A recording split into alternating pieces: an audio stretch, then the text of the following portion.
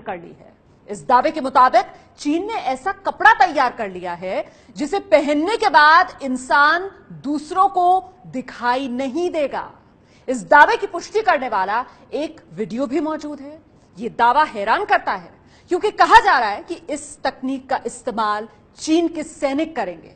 तो चलिए देश को बताते हैं आखिर क्या है सैनिकों को अदृश्य कर देने वाली चीनी चाल का।